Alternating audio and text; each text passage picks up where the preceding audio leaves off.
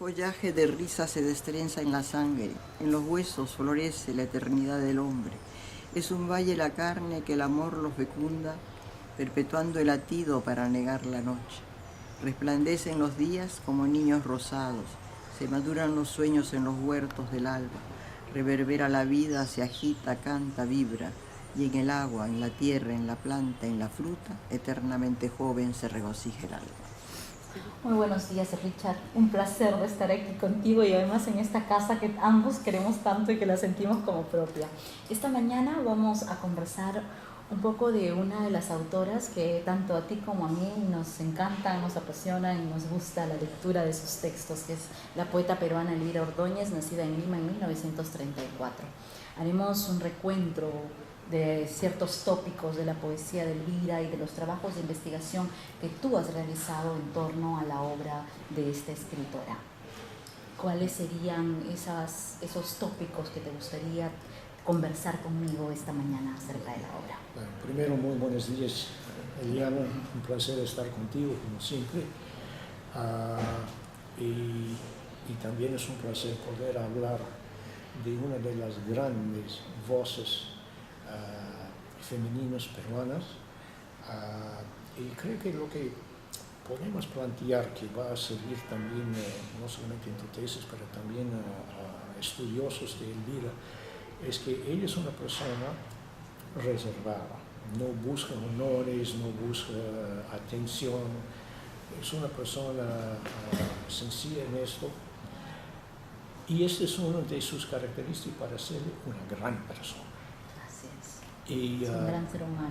Sí, es increíble, muy generosa, con sus amigos y muy directa, muy dice la verdad siempre. Y eso es muy importante.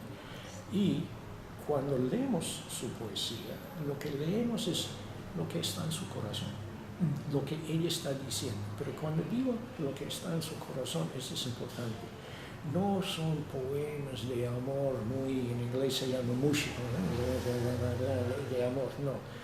Está llegando a la esencia que es amor, la esencia de qué es la relación entre hombre y mujer, y lo que es la verdad entre los dos seres de los dos géneros.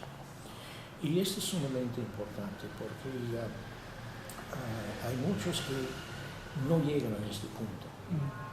Exacto, al punto de tocar el amor como un tema universal. Claro. ¿No? Y por supuesto no todos sus poemas son sobre amor, pero este es uno de los géneros es más uno importantes. de los tópicos, sí. Y por ejemplo hay otros que podemos decir que son más del ámbito que tocan a lo religioso, etc. Pero tampoco lo filosófico, lo existencialista. Exacto.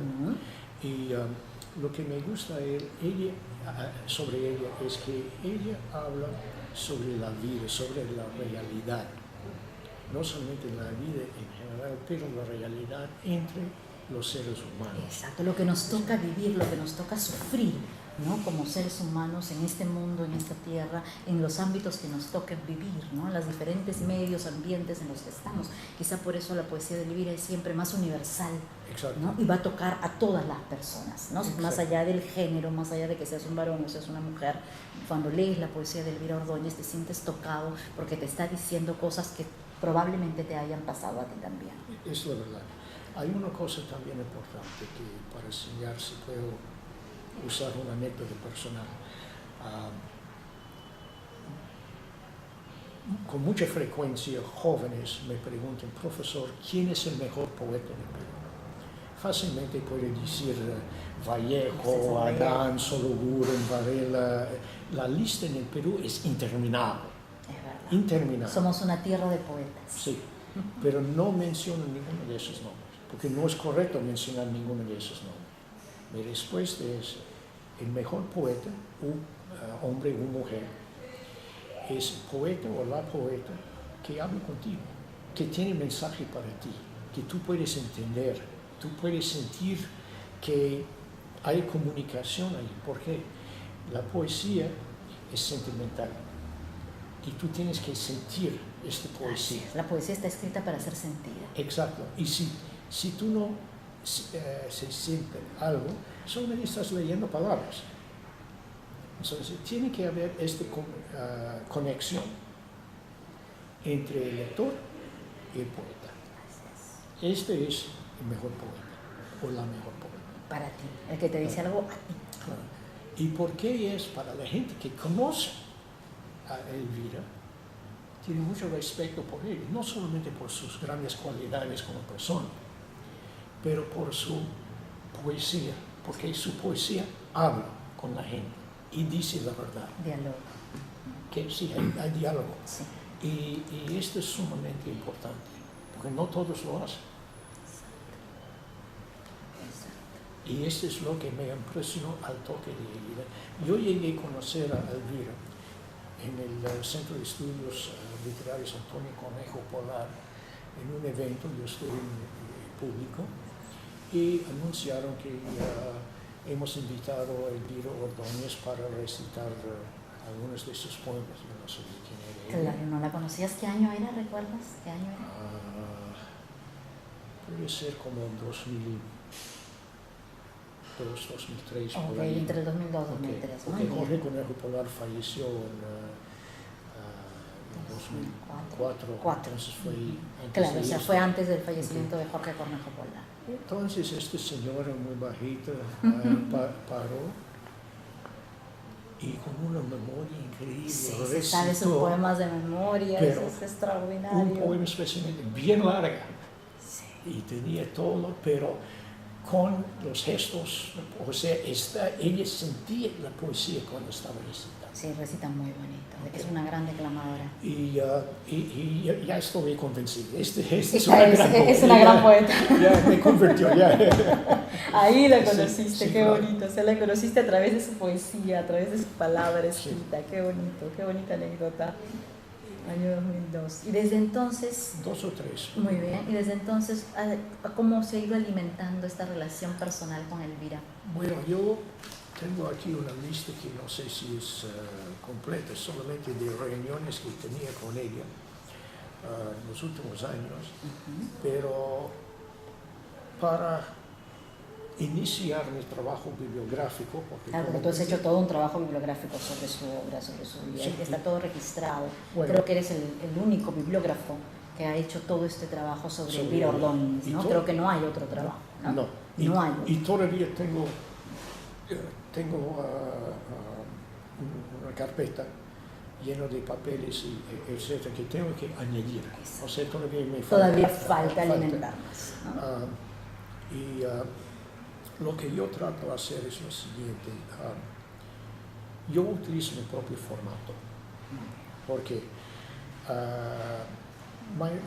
la mayoría de la gente utiliza el formato de MLA, de Modern Language Association, exacto, el Chicago Manual of Style. Yo tengo los dos libros, pero yo desarrollé mi propio formato que altamente incorpora muchos de los dos juntos. Por ejemplo, sobre Luis Monguió, cuando falleció el presidente de la Academia Peruana de la Lengua, Marco Matos, me pidió hacer una bibliografía sobre él porque él fue miembro correspondiente. Y en las reseñas, él escribió 40 reseñas. Y las reseñas normalmente está presentada una lista de sus textos. Y no todo el mundo tiene interés en las reseñas porque tiene que perder su tiempo mirando eso. Además, si hay una lista de 40 reseñas, yo pongo entre corchetes el apellido y el nombre del autor del libro que está reseñando. Claro. Entonces dice, ya. Y después veo si ese es el libro que quiero. Así es el que yo necesito. Porque para ahorrar tiempo. Igual en este mismo proyecto, ha dicho que hay un texto en una revista que se llama Ariel. En el catálogo de Biblioteca Pública de Nueva York encontré 17 Arieles. ¡Wow! Uno en Italia, uno en Israel, uno en la India y el resto en los Estados Unidos. Entonces tenía que ver, estos son los datos sobre el año de publicación y año de edición. Entonces yo dije, bueno, puede ser este. El segundo finalmente fue de la Universidad de Kentucky. Y cuando uno piensa de literatura hispanoamericana, no piensa en esta universidad. Gracias. ¿Okay? Claro. No piensas en Kentucky. ¿Okay? Entonces, yo siempre pongo la ciudad de de la publicación. O a veces el país también. Por ejemplo, si tú dices, un artículo que apareció en el comercio, fantástico, encantado. Lima, Cusco y Quito. Así es, claro. ¿A cuál de las ciudades si quieres algo más acá en casa? Exacto. Entonces, por eso yo pongo la ciudad. Es importante. Para la ayudar, ciudad del país. Porque ¿qué es que más o menos tiene una persona? No me dice moneda, el dinero, porque todo el mundo me dice eso. ¿Okay? Es tiempo para perder. Exacto. Entonces yo trato de hacer esto. Claro, un trabajo bibliográfico, hemerográfico que realmente permita y facilite, ¿no?, la investigación. Claro, en todo mi trabajo. ¿Por qué? Porque cuando estamos trabajando con una persona como Elvira, un estudiante o una estudiante, estudiando y tal vez está trabajando también. Entonces su tiempo es bien limitado. Entonces, si yo puedo preparar algo que pueda ayudar a ellos a llegar a encontrar la información, primero, esa es la información. Después ellos deciden dónde lo voy a buscar, etcétera, y encontrar, y después hacen su trabajo. Y además de trabajar sobre una persona con Elvira que necesita mucho más de promoción, porque algunos de nosotros, todos los que conocemos su obra, somos su hincha. Exacto, nos encanta la poesía de Elvira Ordóñez, pero yo creo que sí falta difundir la obra de Elvira. Exacto, y mis trabajos bibliográficos ayudan a promover o llegar al conocimiento de los alumnos, hasta profesores. Así es, hay muchos que no la conocen, ¿no? Claro, o sea, bueno, escuché el nombre y nada más. Exacto, ¿no? Y no saben o no conocen la obra, porque también algo que hay que destacar en este punto es el hecho de que las ediciones de los libros de Elvira, que son ediciones impresas, el primer libro, por ejemplo, se publica en Buenos Aires. Esta edición, por ejemplo, solo existe un ejemplar que está en manos de Elvira. Entonces, no son ejemplares de fácil acceso, ni que yo vaya a una librería o a una biblioteca y los voy a conseguir, ¿no? Entonces, a ver, tú ahí... Yo lo tengo. Tú los tienes, claro, pero digamos que somos 2, 3 personas y nada más, ¿no? Y somos millones de peruanos que nos hemos perdido la oportunidad de leer a una gran poeta como lo es Elvira Ordóñez, ¿no? Y justo este libro lo acabo de sacar a fotocopia entera de mi ejemplar para regalar a un amigo mío que fue general en la poesía, pero un hombre muy inteligente y muy culto, y él aprecia la poesía, claro. Entonces, esa manera de difundirlas, vemos que pronto, este año, antes de finales del 2017, saldrá una edición de la obra poética completa de Elvira. Esperemos no sea una edición en la que podamos compartir con todos y que esté a la venta en librerías y que vaya a colegios, a universidades, porque como dices tú, falta mucho por trabajar a este escritor. Yo creo que sería buena idea. Podemos conversar sobre la posibilidad de incluir la bibliografía completa que tiene. Exacto, yo creo que eso sería un gol. Tener las obras, tener la bibliografía y el estudiante o profesor que tiene esto ya tiene todas las herramientas. No tiene que estar buscando por ahí, por allá, por allá. Pues yo creo que hay que incluir este trabajo bibliográfico, así que estará en las obras poéticas completas, ¿no? En cuanto al primer libro se publica en Buenos Aires. Tú justamente nos contabas que tienes un ejemplar, ¿no es cierto? Que creo que serás de los pocos privilegiados que tiene un ejemplar, porque esta es una edición que se hace en Buenos Aires en 1956. Elvira Ordóñez tiene el único ejemplar que le queda de esta edición. Y hablábamos un poco de la necesidad que existe de publicar esta obra poética completa de Elvira, que saldrá, asumimos, a finales del 2017, esperemos que así sea, y de la necesidad que existe también de tener en esta obra poética completa todo este recuento bibliográfico y hemerográfico que tú has trabajado en esta investigación que tú realizas acerca de esta escritora, ¿no? Sí. Por ejemplo, ¿tú has rastreado qué entrevistas hay acerca de este libro o qué otros, a nivel hemerográfico, hay artículos sobre este libro? No encontré nada. No hay nada, ¿no es cierto? Y mira, hay una pausidad de entrevistas y reseñas sobre Elvira, no solamente sobre ella, por las mujeres en general. Exacto. las escritoras en general, ¿no? Otro gran proyecto que estoy haciendo, como tú sabes, es sobre Blanca Varela. Y las dos son de la misma generación. De la misma generación. Si hay que resaltar algo que no hemos mencionado aquí hasta el momento, es que Elvira Ordóñez es una poeta que va a pertenecer a la generación del 50, a la misma generación a la que pertenece Blanca Varela, otra de tus autoras favoritas también, ¿no? Sí. Y hay mucha gente que solamente hablan de 3 poetas de la generación del 50. Blanca Varela, Cecilia Bustamante y Yolanda Westphalen. Yo encontré como 14 mujeres entre poetas y narradoras de esa generación. Cuando yo mencionaba esto, la gente dice, ¿quién? Solamente piensa en esas 3, nadie más. Nadie más, eso es verdad. Elvira Ordóñez, Raquel Rorosky y varios otros, Amparo Baluarte, que también compuso mucha música, etc. Todas estas distinguidas mujeres son poetas de esta generación. En mi opinión, y esas opiniones son muy personales, ¿no? En mi opinión, Elvira es una de las más importantes de esta generación. Y no debe hablar solamente de 3, puede hablar de como 5 o 6. Yo creo que hay que hacer un poco de justicia social en nuestra literatura, ¿no? Que hay muchos escritores y escritoras que pasan al olvido muy temprano y ya nadie los recuerda, ya nadie se ocupa, ¿no? De hacer un trabajo de investigación, de traerlos un poco sobre la palestra. Yo creo que habría que aprovechar que Elvira está lúcida, es una mujer que está sana y que podríamos aprovechar mucho más, ¿no? de las capacidades que tiene Elvira, ¿no? Es gracias a Dios, ¿no? La tenemos con nosotros, está sana, lúcida, y creo que no hay que esperar a que una persona fallezca para rendirle los honores y los homenajes que se merece, ¿no? Y decir, bueno, sí, era verdad, hay que hacer un homenaje, hay que hacer esto, y entonces todo el mundo se suma, ¿no? A traerla sobre la palestra, pero yo creo que más bien es en vida, por lo menos a mí como escritora, me gustaría ser reconocida en vida cuando estoy sana, cuando estoy lúcida, cuando puedo disfrutar y gozar de ese reconocimiento, ¿no? Mira, yo comparto esto porque en 2005 yo organicé un homenaje al poeta José Luis Rosas en Arequipa. Y la familia no se ha olvidado de esto.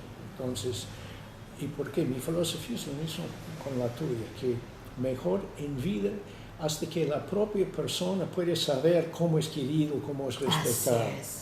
Porque cuando ya no estamos. Cuando ya no está con nosotros, queda el resto de nosotros, pero esta persona merece saber cómo está apreciado. Exacto, yo creo que eso es algo muy importante. Creo que no hay nada más gratificante para un escritor el hecho del reconocimiento y de saber que tu público te quiere, que tu público te lee y que la gente admira y valora tu trabajo, ¿no? Que es un trabajo de años. Elvira Ordóñez va a publicar el primer libro en 1956, estamos en el año 2017 y es una persona que no ha dejado de escribir, ¿no? Tiene 9 poemarios publicados y tiene muchísimos poemas inéditos que no están publicados y que probablemente no se publiquen, ¿no?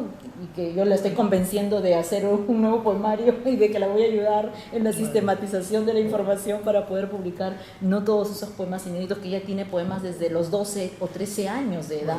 Puede ser póstumo, póstumamente, pero yo prefiero verlo. Yo también, yo preferiría que ella lo disfrute en vida y que pueda estar en una presentación y que pueda leer esos versos, ¿no? Pero hay una cosa con este libro. Cuando las sombras hablan, el primer poemario. Que fue publicado en el año 56, pero no en el Perú, en Buenos Aires.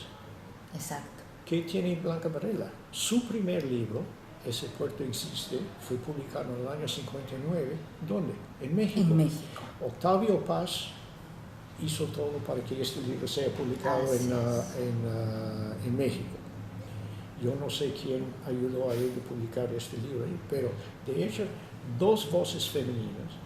En la década de los 50, sus primeros libros tenían que publicar en 2 países hermanos, no, porque en el Perú no había posibilidades. No había posibilidades, exactamente.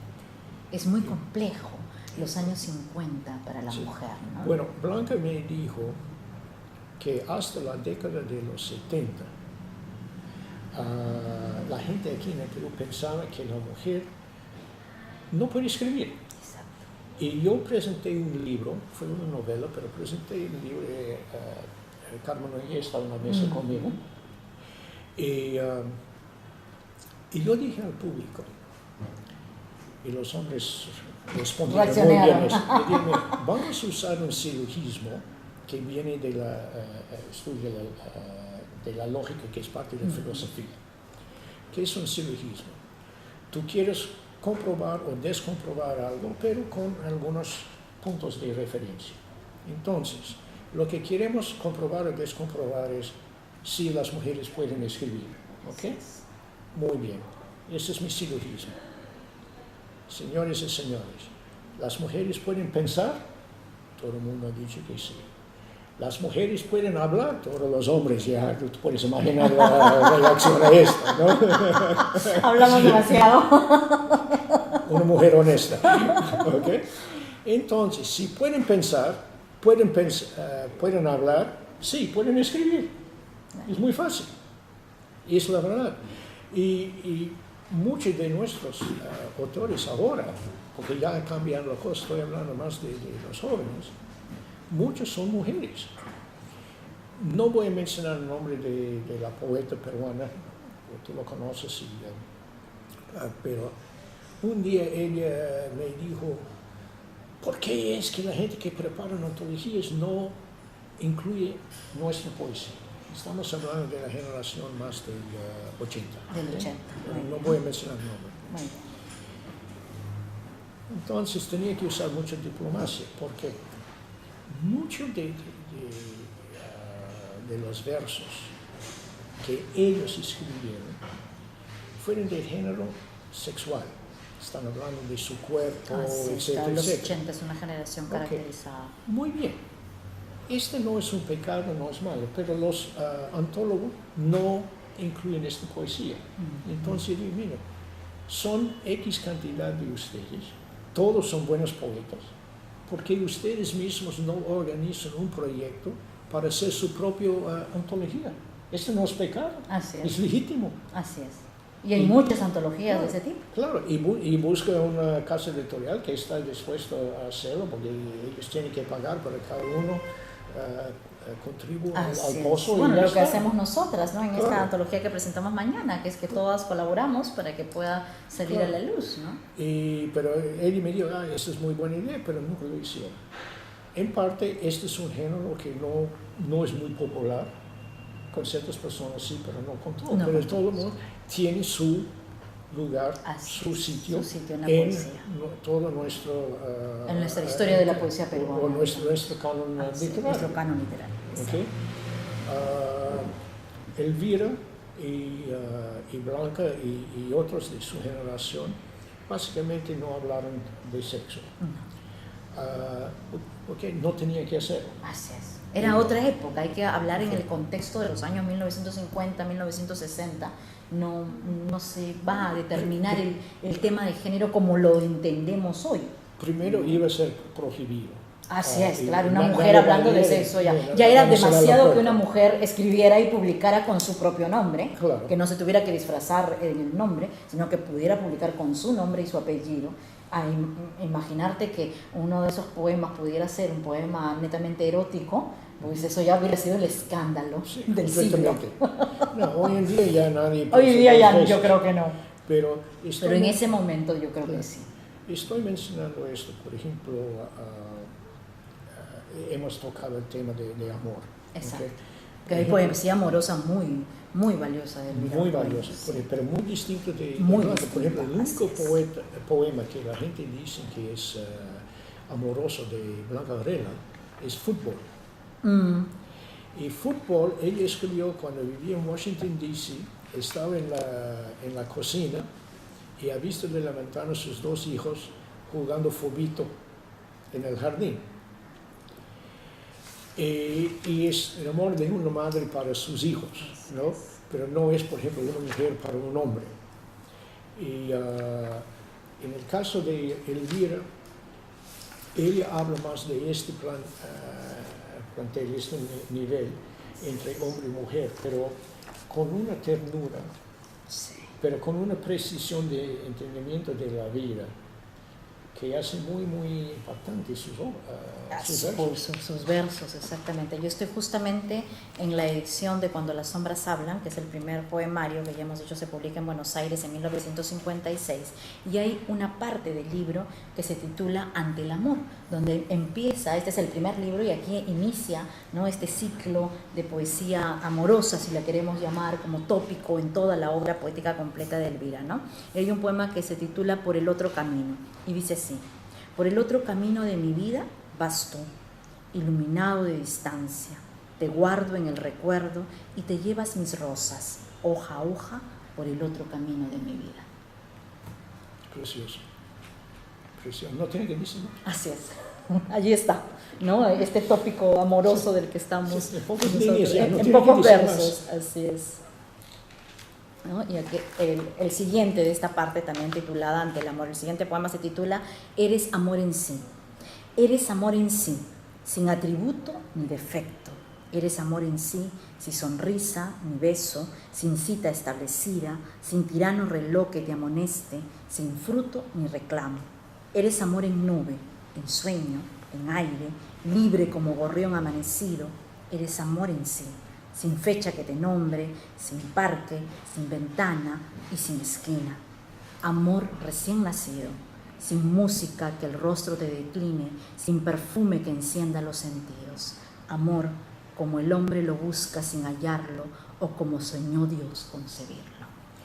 Y mire, este fue, no sé en qué año fueron escritos cada uno de esos claro, no. pero fue publicados en el 56, cuando ella tenía 22 años. Exacto. O sea, es una jovencita de 22 años. Claro, una chica joven, pero tenía este conocimiento de la realidad de la vida, del sentimiento. Exacto, es ese existencialismo que se plasma en cada uno de los poemas de ella, ¿no?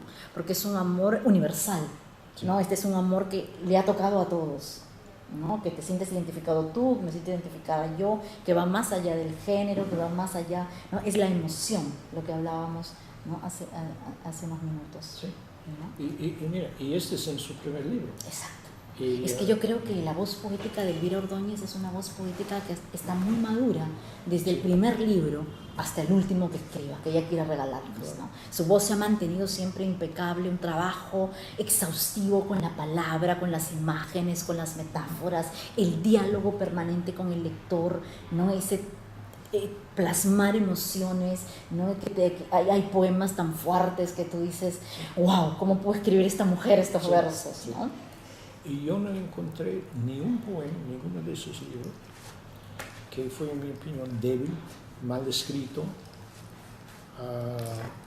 Todos fueron bien precisos, bien enfocados en el mensaje que él quiso entregar o el sentimiento que él quiso plasmar. Exacto. Con el poema. Pero este es desde 56 hasta... 2017.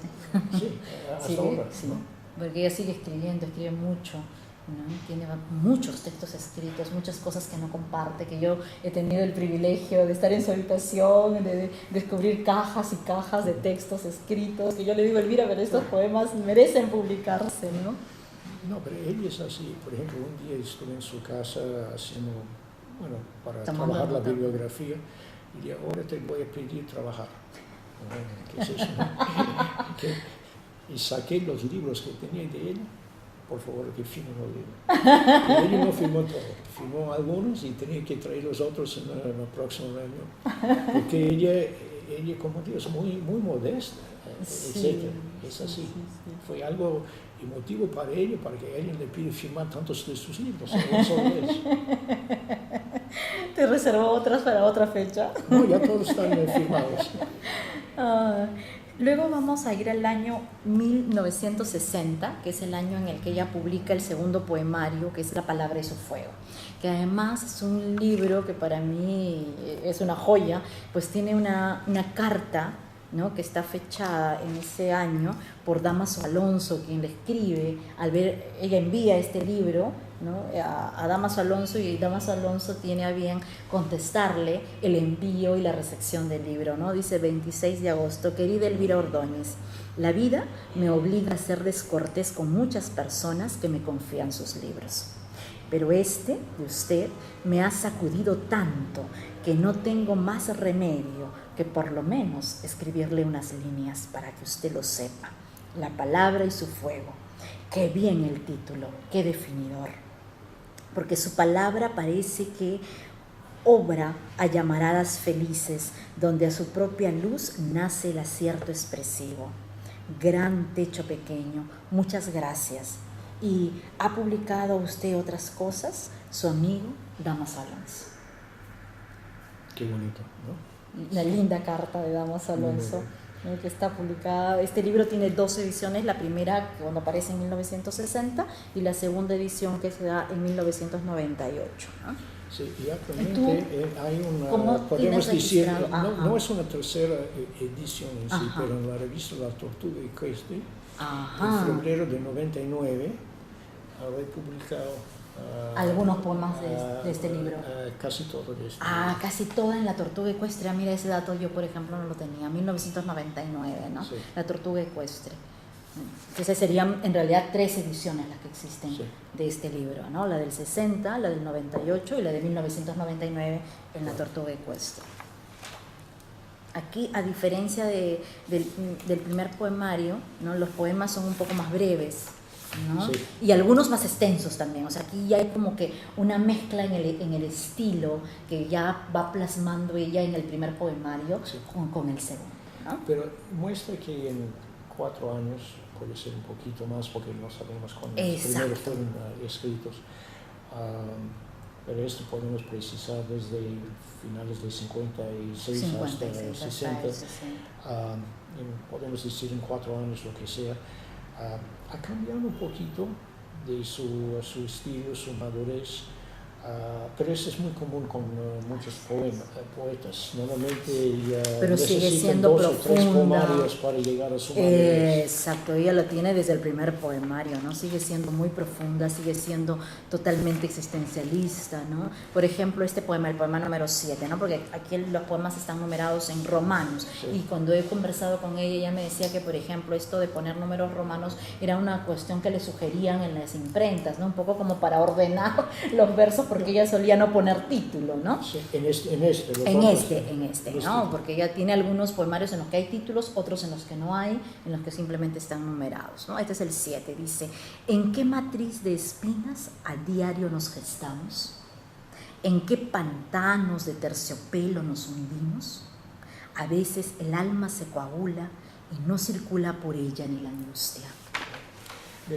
Con esta selección de palabras con terciopelo, etc. Mira esas imágenes, ¿no? Claro, pero ya que poeta es mujer, muy así bien. Es. Pero, ¿en qué matriz de espinas a diario nos gestamos? ¿No? Qué preciosa imagen para reflejar la vida cotidiana, el día a día de un ser humano. Además, su poesía es universal. Su poesía esa es una característica no es muy importante. Para hombre y para mujer, es universal, es para todos. Así es. Y a veces tú no sabes que la poeta es mujer. O sea, si tú eliminas la portada con su nombre y tú empiezas a leer... Así es, esto podría ser escrito por Vallejo. Sí. Tranquilamente. Sí. Hay muchos elementos vallejianos que aparecen en la obra de Elvira Ordóñez y ellos nunca se conocieron, ¿no? Pero Elvira sí es una gran lectora, porque va a ser una gran lectora de Vallejo, de Madonervo y de muchos otros poetas, ¿no? Y mira, una cosa importante sobre su educación. ¿Qué es su educación? Estudió en los colegios Antonio Ramón y Villa María. Después, sus estudios eran por una profesora en la casa. Luego, dio exámenes en el Ministerio de Educación. No asistió a la universidad. Esto fue su universidad. Ella es una autodidacta. Sí. Es una mujer que lee muchísimo. Sí. Para mí, Elvira merece estar en la academia.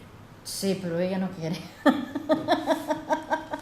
Ella se niega rotundamente a todo. Blanca tampoco quiso, sí. porque Luis Ángel Cisneros me encargó de hablar con él, y por tu amistad tú tienes que hablar con él. Bueno, pero yo creo que podríamos convencerla, ¿no? Ahora de que ha ingresado a la academia, la segunda mujer en la historia de la literatura peruana, ¿no? De la historia de la academia, hay que convencerlo para invitar a Elvira Ordóñez a formar parte de la academia, porque sí creo que se merece ese reconocimiento. Bueno, Ricardo, su filosofía es que él quiere gente joven, porque, por ejemplo, esta señora que acaba de ser elegida tiene como 42 años.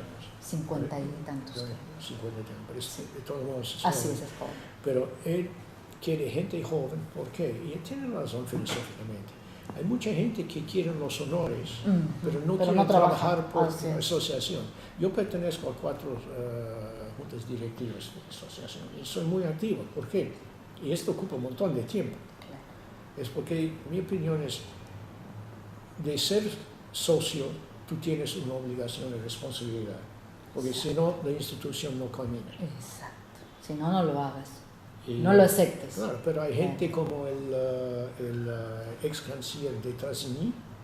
Él me dijo en una conversación telefónica, yo pertenezco a 3 academias y no voy a ni una reunión. Entonces, ¿para qué estás allí ocupando espacio? Exacto, cuando deja otra ese persona espacio para que otros, merece estar claro, y quiere trabajar por la institución, y estás ocupando espacio? Eso es verdad. Eso es verdad. Sí, pues hay toda una polémica en cuanto a nuestras organizaciones y a la falta, ¿no?, de mujeres en ellas, sí, también, ¿no? Y para mí esto es falta de respeto de él. Yo no estoy criticando su obra porque es gran escritor, etc., pero en su género. Pero esto para mí es falta de respeto. Claro, sí, es verdad. Porque las mujeres hasta ahora, en pleno 2017, no se nos considera al mismo nivel que los varones. Por más títulos y por más académicas que seamos, seguimos siendo discriminadas y seguimos siendo marginadas por nuestro género. Claro, pero acuérdate, pueden pensar, pueden hablar. Por lo tanto, podemos escribir. Entonces pueden escribir. Vamos ahora en el tiempo a viajar al año 1963, a esta linda edición que cuenta con un ejemplar en las manos de Elvira Ordóñez. Yo tengo una copia aquí, que es el poemario Oración Blasfema, que fue publicado en Madrid en 1963, ¿no? Y que quizá es el poemario con el que más motivaciones personales tiene Elvira, sí, ¿no?, en torno a él. Explícanos un poco a qué me estoy refiriendo.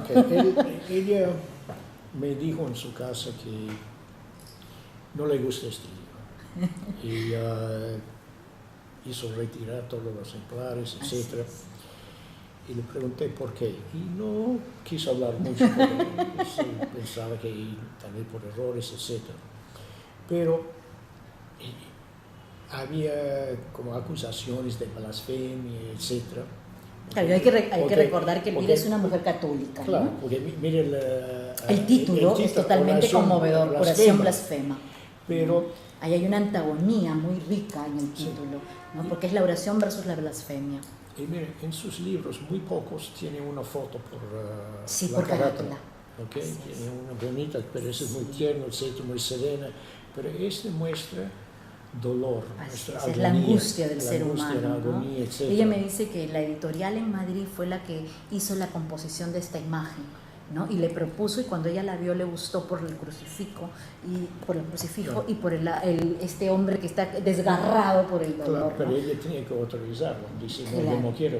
Claro, pero ella lo autorizó en ese momento. Entonces, estamos hablando del año 63. Lo autorizó y se publicó. Entonces la pregunta es, ¿qué pasó en 3 años desde su último libro? Así es. Que es muy maduro, etc., hasta acá, que es como un género completamente distinto. Exacto. ¿Okay? Y este es un género que casi nadie tiene. Exacto. Y por eso la importancia de este poemario, claro, en la que tú y yo coincidimos, ¿no es cierto? Claro. Ahí estamos un poco en contradicción con Elvira, sí, porque si bien Elvira no le gusta por unas razones y motivaciones propiamente personales, a nivel poético este libro es extraordinario. Está conformado por 15 poemas, es un estilo totalmente novedoso, ¿no? Es muy vallejista, ¿no? Para mí aquí hay un diálogo con Vallejo permanente a lo largo de los 15 poemas, ¿no? Y francamente, yo soy católico. Yo también. Tengo 12 años de escuelas católicas, desde la primaria hasta la universidad. Yo no leí nada acá que me chocó. Exacto. O sea, desde el punto de vista teológico o religioso. Exacto. Sí, yo también creo lo mismo, coincido contigo, ¿no? Por ejemplo, el poema 4 dice: aún el hombre es una bestia ardiendo sobre la estepa oscura, cuajada de dientes y de puños. Aún el hombre es un aborto que el destino cobija. Es que tal vez la tierra no es la tierra, sino un hosco destierro. Este es un poema totalmente existencialista, ¿no? Existencialista, pero también hay una llanura aquí están enojados, molestos, etc. Yo creo que además forma parte del temperamento de todos los seres humanos. No siempre estamos felices, no siempre estamos contentos. Claro, puede ser que estaba en una época de su vida que algo sucedió. Exacto. Porque tú no escribes 15 poemas de este género. No. De día a noche. No, claro. Necesita tiempo. Entonces, Exacto. ella estaba viviendo algo estaba que ella perdió fe. Claro. Perdió fe. No estoy hablando de la iglesia. No, estoy hablando de claro, Dios. Sino de en el ser humano. Perdió fe en el Exacto. ser humano. Y porque eso es lo que se ve. Si tú lees a Carlos Herman Belli, algunos de sus poemas, él trabajaba por el Estado. O él dice, amanuense. ¿No? Y siempre estaba muy armado, muy enojado. ¿Por qué? Porque los magros sueldos, él no ha podido mantener una familia, pensaba que ni puedo ser atractivo para conseguir pareja. Fue hasta este punto. Así es, sí, es que realmente la situación económica en el Perú siempre ha sido compleja, ¿no? Entonces, aunque este género aparece en algunos de los poemas de Carlos, aquí es solamente un poema, pero él tenía lo que decimos en inglés, simmering, ya estaba hirviendo. Exacto. En su efervesciente, ¿no? Con ganas de sacarlo. Entonces, finalmente es algo que no sabemos algo que... por cuántos años estaba, tenemos que ver con ella sobre eso, Elvira pero finalmente brotó.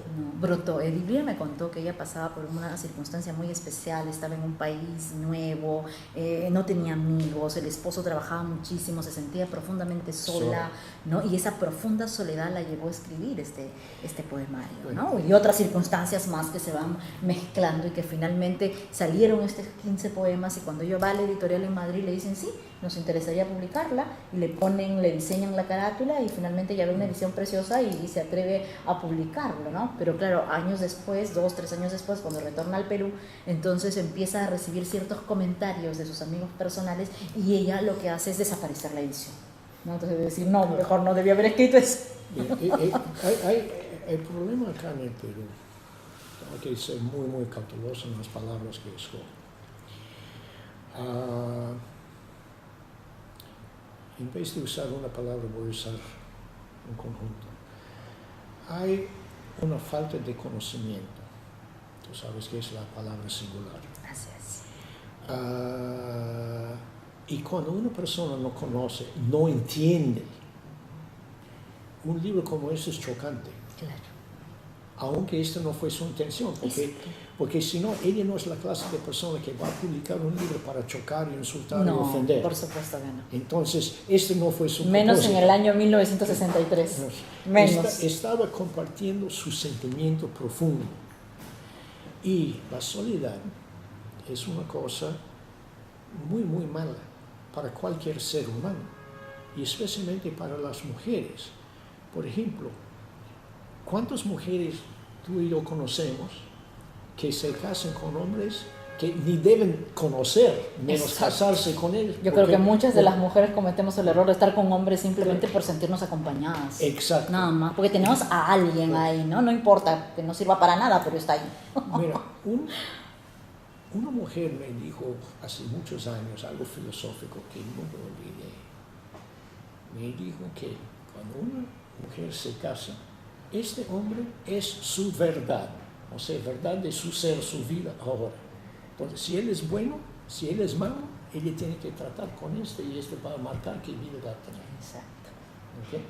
Es la convivencia. Y yo creo que aquí, con la soledad que ella tenía como su experiencia en España, que es una pena porque en Madrid tú puedes caminar y hay tanto por hacer, es una ciudad fascinante. Sí, fascinante. Yo viví en Madrid, pero no tanto por ella. Pero yo creo que quizá este fue el primer momento, ¿no? El primer impacto, el choque de pasar de vivir con tus padres a casarte, a irte a un país nuevo, una ciudad nueva, no tener amigos, tu esposo está trabajando las 24 horas del día porque es parte de su obligación, y claro que llegas a sentirte sola. Sí. Y claro que llegas a deprimirte, ¿no? Porque dices, wow, o sea, esto que debería ser una vida feliz, de pronto se acabó la luna de miel y pasamos como que a una realidad que yo no me la esperaba.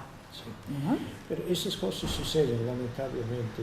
Pero más allá de la anécdota, para mí lo valioso son los versos, los 15 poemas que forman este libro, ¿no? Que es profundamente humano, profundamente existencialista, profundamente desgarrador, ¿no? Por ejemplo, este poema que es el 6, que dice así: oh inmensidad, qué diminuta tienes que volverte para que pueda discernirte el hombre, pero a veces deslizas un poco de tu grandeza en su corazón y lo atormentas, te le agalopas en las sienes coronándolo de angustias, te confundes con Dios y desfiguras la esencia de su fe. Tú que no eres solamente el dulce aliento de las cosas, ni la belleza divorciada del horror. Oh inmensidad, en su caos germinas la raíz del infierno. Entonces él le habla al dios demonio con la excelsa inmundicia de su barro. Tú crees en los vientres en flor, reincidiendo a ser hombre en cada niño, porque sientes la voluptuosidad de nacer a cada instante. Tú te ocultas en el ignoto, porque tu propia obra te acorrala. Sí. ¿No? Precioso. Precioso poema. Es un diálogo directo con Dios. Claro. ¿No? Pero hay una expresión aquí, en la cual yo veo que mucha gente puede dar, chocar. exacto. Okay. Es Dios demonio. Dios demonio. Pero, es un poquito fuerte, pero ¿cuántas veces en nuestras propias vidas nosotros decimos, ¿hay un Dios? Si hay un Dios, ¿por qué permite todo eso? Toda esta maldad, así es. Todas esas enfermedades, todos los huecos y estas otras catástrofes. Exacto. Y yo creo que todo ser humano se ha cuestionado, ¿no? Claro. O sea, Dios, si tú existes, ¿por qué a mí? ¿No? Cuando se te muere un hijo, se te muere un padre, una madre, o cuando te pasa una desgracia, un accidente, ¿no? Y yo creo que esto es lo que está diciendo así aquí. Es, para mí también. Dios demonio es un cuestionamiento. Es un decirle a Dios, ¿por qué a mí? Que todos lo hacemos. Exacto. Hasta sacerdotes, hasta monjes, es que esto va más allá de la condición social en la que estamos, ¿no? Esto llega a la condición humana, por eso es profundamente filosófica, es profundamente existencialista, porque este es quizá el poemario más existencialista que va a tener Elvira Ordóñez a lo largo de los 9 poemarios. Sí, no hay duda en eso. No hay duda. Muy bien. Estamos por buen camino. Vamos a ir al 4 poemario. ¿Hay alguna bibliografía que tú quieras compartir acerca de estos 3 primeros libros de estos años, desde el 56 al 63? ¿Has hecho algún registro de alguna bibliografía o entrevistas o artículos periodísticos que hayas encontrado? De la bibliografía de los libros solamente he traído esta hoja en vez de un montón de hojas, porque yo registro todos los Sí, yo lo sé, también. Tú eres maravilloso. Pero sobre la cuestión de las entrevistas, mira, solamente encontré una reseña, y este es el año 2005. Que está hecha por... Sobre Guiomar Cuesta. Guiomar Cuesta, claro, y escritora colombiana. Alfredo Campos Amor, pero este está en la antología. En la antología que ellos publican, ¿no es cierto? Claro, de voz. Yo fui a la presentación de este libro, muy interesante. Y este es sobre canto de amor a 2 voces. De escritoras peruanas de Lali Rojas. De entrevista, la única que encontré en 99 con Pedro Beltrán Peña, dentro de Estación Compartida. Estación Compartida, que es una revista, ¿no? Y Pedro es una persona que, o José, que llaman... José Beltrán, sí. Y Pedro su padre, creo. Pero José es una persona que está muy, muy enterado, muy dedicado a la promoción de la poesía. ¿Te acuerdas que hace muchísimos años? Sí, él tenía un programa por muchos años en el Club Social de Miraflores. Así es, ¿no? Y muchos años antes, en los 90, la época en la que yo lo conocí, siempre hacía eventos y promociona hasta el día de hoy a muchos de los escritores nuevos que van apareciendo en diferentes etapas. Pero ¿qué es la entrevista? La entrevista es sobre Cecilia Bustamante, pero es la entrevista conducida por Elvira Ordóñez. ¡Qué maravilla! Mira, hay que conseguir eso. Y entonces, pero no encontré una entrevista a ella. Debe haber, o tal vez todavía tengo para procesar, que yo pueda hacer, si vamos a hacer este proyecto juntos. Por supuesto juntos. Que lo vamos a hacer juntos. Hay algo que hay que destacar aquí en cuanto a la promoción de otras escritoras. Yo creo que Elvira Ordóñez se ha dedicado mucho a promocionar la obra de sus contemporáneas. Por ejemplo, ejemplo, Raquel Jodorowsky, a una poeta a la que ella admiró muchísimo, como es Katita Recabarren. Ella ha hecho muchos trabajos para promocionar a estas escritoras, ¿no? También hay nuevos textos de ella que todavía tengo que sacar y fichar, que están en la revista Voces, porque ella es colaboradora. Sí, es colaboradora de Voces, esos hay que ficharlos, es verdad. Pero la única entrevista que encontré a ella fue por Ricardo González Vigil, que tú mencionaste antes, Elvira Ordóñez, Arte y Tiempo, y este salió en Dominical, donde siempre trabaja, en 77. En el 77, claro que es el año en el que ella está dedicada a Arte y Tiempo, porque Arte y Tiempo es un programa de gestión cultural que ella realiza entre los años 1976 y 1981, cuando ella decide salvar. Entonces, entrevistas a ella son casi nada. Es nada para una escritora que tiene cuántos años en la gestión cultural, en el ámbito literario. Y es una pena. Es una pena. Porque, otra cosa con las entrevistas, los bibliógrafos normalmente colocan las entrevistas en la sección de los escritos de la persona. ¿Okay? Ya. Yo los saco. Sí, yo creo que están fuera porque no están escritos porque por ti, primero, ¿no? tú ves que tengo dos secciones de entrevistas. La entrevista a ella. Y las entrevistas realizadas por ella, que son dos ¿okay? ámbitos diferentes. ¿Okay? Exacto. Entonces, entrevista es un cuerpo, un género sumamente interesante. Y hay gente a veces que dan como autor el entrevistador. Exacto, y no es así. El entrevistador hace las preguntas y algunos comentarios, pero las respuestas, que es lo que queremos, los hace el entrevistado. Por ejemplo, en este caso de Elvira, la poeta. Así es. Este es, como decimos en inglés, esta es la carne de la entrevista. Esa es la razón por que tú vas a leer la entrevista. Lógico, porque es a la persona a la que se está entrevistando, o sea, no es por el entrevistador, es por el entrevistado. Entonces, para mí los bibliógrafos hacen mal en la colocación y yo tengo yo creo que tu estructura está muy bien, y en lo que llamamos la bibliografía primaria, que es, hay dos, primaria y secundaria, activa y pasiva. Estos son los términos académicos correctos. ¿Qué es primaria? Todo lo que había escrito la persona, en este caso Elvira Ordóñez, así es.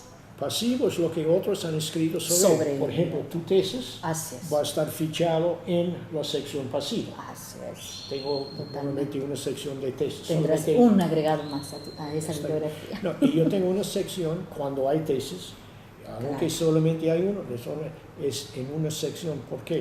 Primero es bien difícil encontrarlo, solamente hay un ejemplar. Bueno, dos.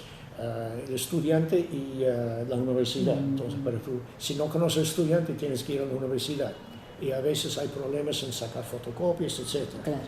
Por ejemplo, Carlos Germán Belli, él tiene dos tesis con San Marcos. Yo escribí una carta para él firmar, dando mi permiso de ir a San Marcos para sacar una copia de la tesis total. Y después yo saqué otra copia para dar a él, porque él no tenía copia de esta tesis. ¿Cómo es posible eso? Que hagan una tesis sobre su obra y que él no tenga un ejemplar. Y, no, pero su propia tesis. ¿Okay? Y entonces, eso es uno de esos cambios que yo he dicho anteriormente, que yo tengo diferencia con estas dos autoridades sobre bibliografías. Para mí, este no pertenece bajo el nombre de González Vigil. Si no es Elvira Ordóñez. Es Ordóñez, pero dando reconocimiento a González Vigil. Es quien hace la entrevista. Así es, como entrevistador. Eso es como yo creo que yo he mejorado el género de bibliografía. Exacto. Vamos a ir al año 1971, que es cuando Elvira publica el cuarto poemario, es decir, después de Oración Blasfema, publica el poemario más dulce, amoroso que pueda tener la obra poética completa de Elvira, que es Vivo en ti, que se publica en Lima en 1971, ¿no? Y que va a llevar además como portada un cuadro de ella, porque hay que recordar que Elvira Ordóñez también es una gran artista plástica y como algunos de sus cuadros han formado parte de las carátulas de sus libros, ¿no? Vivo en ti va a ser un poemario en el cual ella va un poco, siento yo como lectora, que se reivindica frente a Oración Blasfema. Es decir, aquí todo es vida, todo es amor, ¿no? A pesar de que mantiene siempre el tono tanático que tiene su poesía a lo largo de los 9 poemarios, ¿no? Por ejemplo, este poema que se titula Yo te amaba.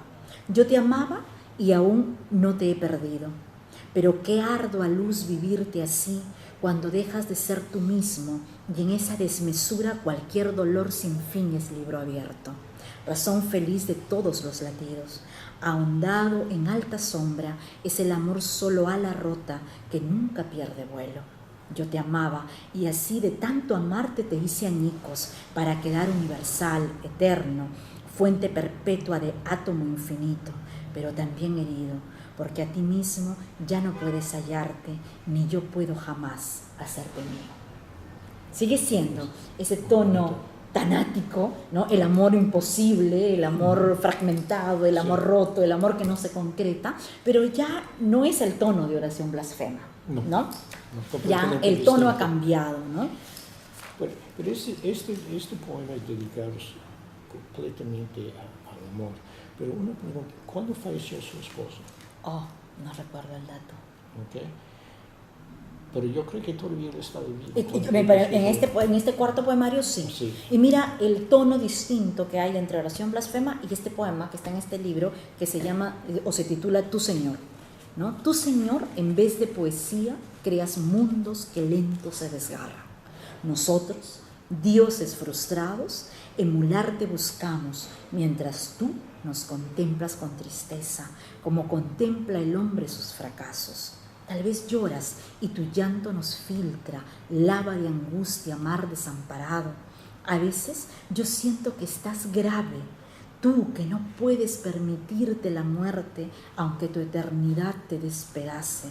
Presiento tu cansancio, lo adivino desde la cal hastiada de mis huesos, la densidad morbosa de mi sangre. Yo te busco y doy vuelta a mi sombra para hablarte, ¿no? Mira ese contraste entre la blasfemia, entre ese dios demonio al que le habla este yo poético en el libro Oración Blasfema y este poema que a pesar de que mantiene esa misma tonalidad es otro universo poético, filosófico, ¿no? Sí.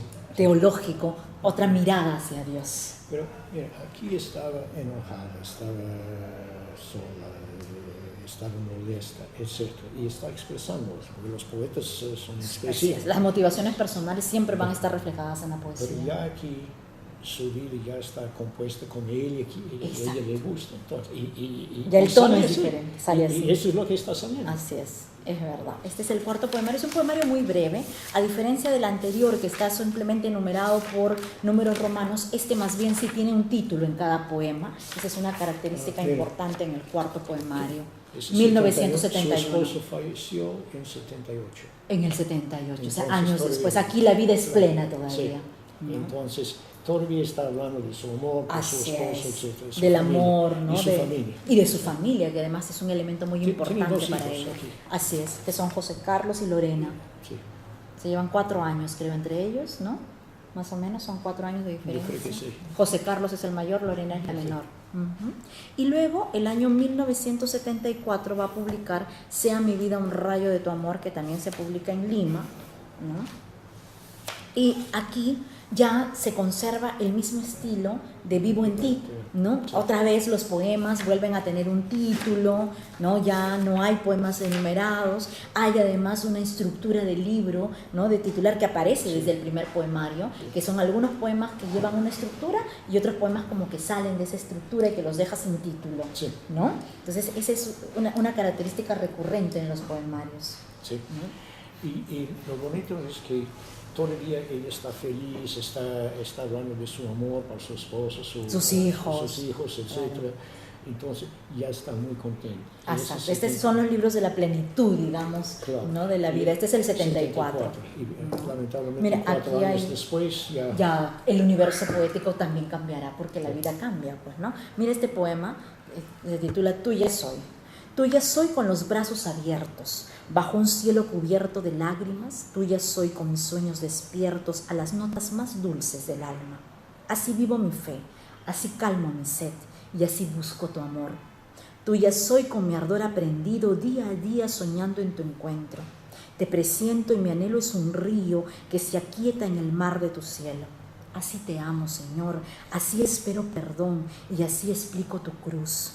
He sentido tus ojos profundos derramar su tristeza en los míos y también en mis ascuas azules he acunado tu risa de niño.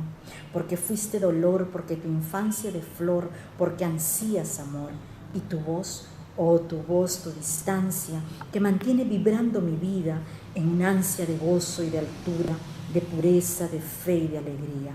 Más que lejos aún, que febril mi inquietud, qué pequeña mi luz. Mira esa mirada, ¿no? Este es el cuarto poemario, pero todavía hay un diálogo con Oración Blasfema, ¿no? Yo creo que entre estos dos poemarios que vienen después de Oración Blasfema, hay todavía una manera como de justificarme el por qué escribí Oración Blasfema, ¿no? Sí, mira, este sucede, paralela. Ella no quiso que este sea reproducido, ¿okay? Claro. Igual Blanca Varela, su propio libro, sí. ¿Okay? Los primeros 10 o 13 poemas están en el género más de la vanguardia, ¿okay? Y ella nunca reprodujo estos poemas. Sí, pues, ¿Por qué? Porque ella dijo, yo quiero ser conocido por mi propia voz y no como un poeta de ese movimiento. Así es, claro. Y sus tres, lo que hemos pensado que fueron sus tres primeros poemas publicados en los 40 en la prensa,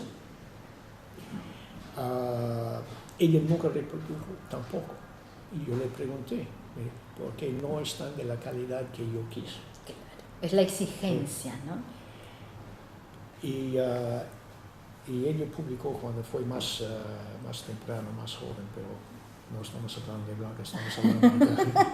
Claro, que yo creo que el universo, exacto, el universo entre Blanca Varela y Elvira Ordóñez va a ser como que un paralelismo, ¿no? O sea, sí. Igual Blanca se encarga de deshacerse de muchos textos que no quiere que aparezcan, igual lo hace Elvira, ¿no? Sí. Publica este poemario en Madrid, acá esta edición no llega tan temprano, llega con ella, la reparte, ve que sus amigos más cercanos no acogen el libro como ella hubiera esperado y empieza a deshacerse de todos los ejemplares, lo cual es una pena, no tenemos más que un solo ejemplar, ¿no? Pero luego va a publicar estos dos libros que son Sea mi vida un rayo de tu amor y Vivo en ti, en el cual hay un intento de dialogar con este Dios, pero de una manera muy distinta, ¿no? Con otra mirada y como hemos manifestado con la plenitud de la vida, del amor, de la familia, de todo el mundo ordenado que ella esperaba tener y que logra tener, ¿no? Claro. Luego va a aparecer en el año 77 Síntesis Dinámica, ¿no? Que es un poemario que además está con un prólogo de su gran amigo Javier Abril, ¿no? Con el cual hay unas cartas preciosas que serán parte de un anexo de mi tesis, porque hay un diálogo precioso entre Elvira y Javier Abril, otro gran poeta peruano que además ella va a conocer en Montevideo. Pero este es un hombre bien terno, buenísima persona en todo sentido. Muy parecida al espíritu de Elvira. Entonces, sí. Por eso se entiende que hayan sido tan amigos, no tan cercanos, y que hayan dialogado de la manera en la que dialogan. Y otro gran poeta. Yo no llegué a conocerlo porque ya había fallecido antes que yo vivía en el Perú, pero un gran poeta, pero todo el mundo me ha dicho una persona muy solidaria. Muy sencilla, muy directa, muy sincera. Exacto. Mira lo que no voy a leer todo el prólogo de Javier Abril, pero sí voy a leer una parte que a mí me gusta mucho, que es la última parte del prólogo de Javier, que está fechada en Montevideo, enero de 1977, el año que se va a publicar este libro, ¿no? Síntesis dinámica, dice Javier Abril, asume la representación, el contenido figurativo, sintáctico, verbal de sus recursos expresivos, transformados en una especie nueva de ballet, entre comillas, metafórico, en el que la función de la palabra prolonga las intenciones del ritmo como unidad de mente y cuerpo, que está llamada a perdurar más allá de las vicisitudes de lo novedoso, de la audacia cumplida y satisfecha. Javier Abril. ¿no? Yo creo que estas palabras resumen el trabajo poético de Elvira a lo largo de los 9 poemarios y de la poesía que no conocemos y que no está impresa, ¿no? Hay un trabajo con la palabra, ese ballet que llama aquí Javier Abril, porque hay que recordar que Elvira Ordóñez es una bailarina de ballet que empieza a estudiar muy joven ballet, que se va precisamente a Montevideo y a Buenos Aires a estudiar ballet con los mejores profesores de ese momento, y este poemario quizás es el más musical, el que refleja un poco, ¿no?, ese ánimo, ese diálogo entre alma y cuerpo. La música, la musicalidad, es más, los poemas llevan por título ritmo, en una primera parte, ¿no? Porque este libro consta de 2 partes, si no me equivoco, muy bien, de síntesis dinámica, que van titulados todos en ritmo del 1 al 14, son en realidad 16 poemas que forman la primera parte, y luego Entraña Tiempo, que ya son poemas sueltos, donde está uno de los poemas, o varios de los poemas que le hemos escuchado decir de memoria, que son Tiempo de Lucha y Hora Crucial, quizá 2 de los más famosos, declamados de memoria por Elvira, ¿no? Que seguramente fue uno de esos que tú conociste en el 2003 o 2004. No me acuerdo qué poema fue. Pero seguramente fue uno de esos. Me acuerdo que fue largo, pero... Y ella quiere mucho este poemario, ¿no? Siente que es un poemario muy logrado, siente un sentimiento muy cercano con este poemario, como también lo va a tener con el siguiente, que es Habrá Canto, que se va a publicar en 1982 también en Lima, y que tiene un prólogo del gran Augusto Tamayo Vargas, ¿no? En el cual también va a referirse al libro anterior, pero se dan cuenta que Elvira además está siempre trabajando, no para de publicar, o sea, siempre está en un trabajo poético constante, ¿no? Pero para interrumpir un momento, ya vemos que ya está empezando a invitar a colegas, poetas, o en este caso, bueno, él es poeta también y estudioso, para escribir prólogos, para participar y contribuir a sus libros. Antes no. No, así pero ahora es. sí. Hasta el 5º poemario no hay prólogos. No. Pero mira la calidad de los nombres. Así es. ¿No? Damaso Alonso, Javier Abril, Augusto Tamayo Vargas. Sí. Realmente, ¿no? Dice Tamayo Vargas en el prólogo de este libro, pero Elvira Ordóñez ha hecho algo más dentro de esta dinámica poética, y surgen por doquier las colmenas melodías, súbita luz palomas, que hablan de la indudable creación que brota de una conciencia fluida para el decir poético, y que en los verbos adquieren por sí solos dimensiones desconocidas. Que realmente el trabajo lingüístico de estos libros es extraordinario. Elvira combina de una manera muy especial, ¿no?, las palabras, y trabaja, por ejemplo, en este poemario muchísimo. Hay un trabajo muy, muy profundo con la palabra, ¿no?, que ya se da en los libros anteriores, pero que en este como que logra, ¿no?, un impulso mucho más grande, más allá. Tamayo también, sí, en sus libros sobre la literatura peruana, especialmente la tercera edición, esta es la mejor, porque son 3 tomos, a veces no dice mucho sobre una persona, pero lo que dice es impactante, es bien preciso. Entonces vale la pena ver la sección. Yo todavía tengo que fichar este libro. Claro, hay que fichar. En la sección que corresponda. Sí, porque él habla de Elvira Ordóñez muy breve, pero la menciona. Sí. ¿No? Como va a hablar de ella también Alberto Tauro del Pino. Claro, y cuando es tan breve, lo que yo hago es yo pongo el texto aquí en la bibliografía para que la persona no tiene que tiene que ir a buscar los 3 tomos. Porque es tan breve y ya está, ¿no? Exacto. En este libro pasa algo muy especial. Se ha dado ya una amistad y una admiración, porque Elvira admira mucho al poeta de su generación, que es Carlos Germán Belli, ¿no? Hay una amistad, ¿no?, que a lo largo de los años se mantiene, y ella le dedica 2 poemas a Carlos Germán, pero ella me explicaba que como los poemas eran consecutivos, no podía poner la dedicatoria de Carlos Germán en los 2, porque sentía ella como que no iba muy bien, ¿no? Entonces ella deja uno sin mencionar al amigo, ¿no?, que es Carlos Germán, pero en el otro sí, en Hermandad, le pone a Carlos Germán Belli, pero amigo, que también está dedicado a él, no le coloca la dedicatoria, ¿no? Y el poema dice así: amigo, el de tierno reír fuego celeste, cielo de ser canario a todo trino, acogida frutal, mano tendida, a corazón con paz, a paloma de paz, casi ala a toda hora. Amigo desde el siempre renacido en la luz, a toda vida, a toda fe. Pones a punto, amor, esta esperanza, acorde con mañanas, desde donde vendrás multiplicado, millonario, extendido, hacia estes oestes, serás planeta entero, entre los 4 nortes corazones de la sangre para siempre.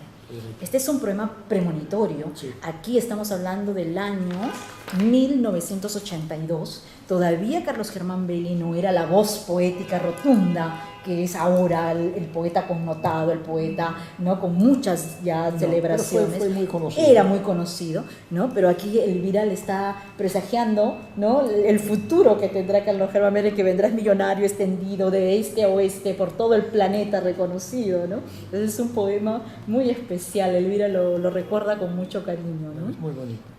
Además es una cosa curiosa que la generación de 50, ¿cuántos poetas todavía viven? De la izquierda, los poetas sociales, tenemos César Levno y Leoncio Bueno. Exacto, 2 poetas, Leoncio Bueno. Y no sé de otros. Yo creo que...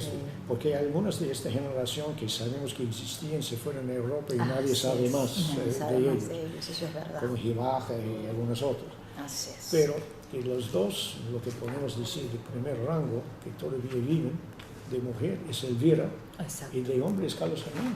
Exacto, mira qué bonito, ¿no? Eso es lo que nos queda. Exacto, son los únicos poetas que nos quedan de esa generación, que están vivos, que están lúcidos, que están, ¿no?, que nos acompañan. Mira, en 2010 yo organizé para la Biblioteca Nacional una serie de encuentros de poetas y lo hice por generación.